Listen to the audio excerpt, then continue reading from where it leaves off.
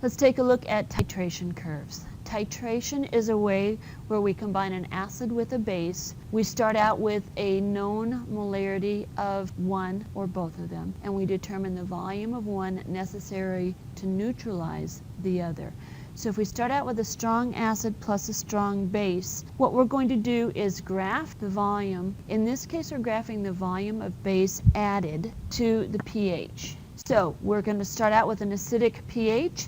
Since it's acidic pH, we have a low pH. And as we add base, the pH will increase. When we get to the most vertical portion of the graph, so right here, that is where the pH is changing dramatically. And to find what we call the equivalence point, we're going to look for the most vertical portion, or the midpoint of the most vertical portion of that. And that's what we call the equivalence point.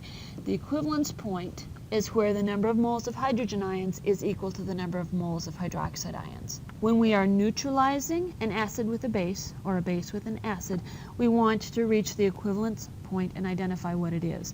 Again, that's when the number of moles of hydrogen ions is equal to the number of moles of hydroxide ions. We want to, when we're titrating, which is adding from a burette the base, in this case, to the acid, we want ideally to have a one-drop addition cause a change. This is a titration technique that requires some practice because you need to be able to add the base, in this case, drop-wise, so that you can get a 1-point change. If we look at a strong acid versus a strong base, which is the top diagram, and then we compare it to the titration curve of a weak acid plus a strong base, we're going to notice a couple of things. First of all, we start at a higher pH. That's one indication that we're starting with a weak acid rather than a strong acid. Second of all, in many cases, the line is less flat. So this line going up to our vertical portion tends to be less flat than when I'm titrating with a strong acid and a strong base. So there is the vertical line that indicates the most vertical point of my titration, and so my equivalence point is going to be near the midpoint of that. So I would say that the equivalence point here, and this is where a little bit of Zen and eyeballing comes in, is right here. Once I find the equivalence point, if I want to find the pH of that equivalence point, then I am going to go horizontally to hit the pH. And so where the horizontal line from the equivalence point hits the pH, that is going to be the pH at the equivalence point. Notice that since we're titrating a weak acid with a strong base, the pH at the equivalence point is greater than 7. So the pH at equivalence is basic. The other thing that we're going to find when we're titrating a weak acid with a strong base is something called the buffering region.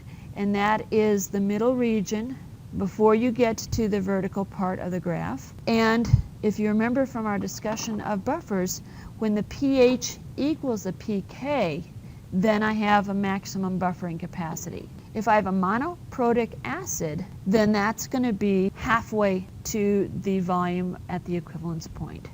So in this case, halfway to my volume is about right there, so that means that going up from there to the pH line and then going from there over to the pH part of the graph is going to give me the pKa. So you can approximate it from a graph, and then you can compare it to a known Ka if you know the Ka for your acid.